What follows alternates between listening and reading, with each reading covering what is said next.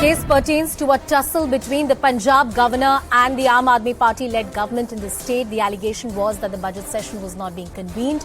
There was fierce argument that ensued in the court. You had Mr. Tushar Mehta, the Solicitor General of India, Abhishek Manu Singhvi, who represented the government there. Now, this entire saga unfolded when the communication between these two constitutional functionaries almost came to a screeching halt and the budget session was not being convened.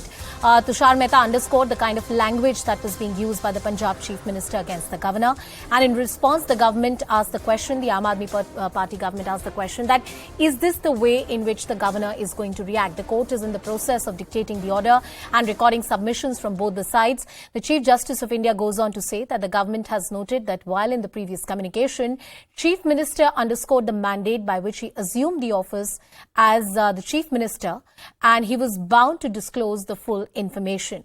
Ananya Bhatnagar, our legal correspondent with us on the broadcast. Ananya, what transpired in the court today?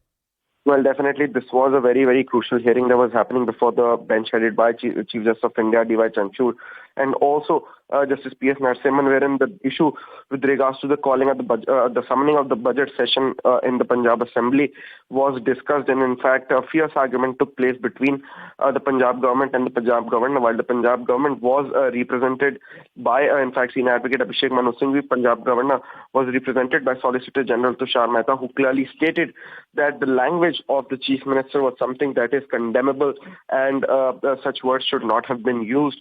In fact, the Chief Justice of India too, after hearing all of these submissions, made an observation that there must be in our public order, our public discourse, certain constitutional discourse.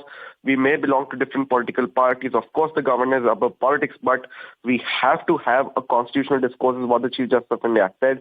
In fact, the Justice P.S. Narasimhan, who was also on the bench, said that not answering the queries and being temperate at the same time, there is also a constitutional obligation to convene the House. So both the sides, there is some kind of a wrong that is there, is what Justice P.S. Narasimhan has actually read up.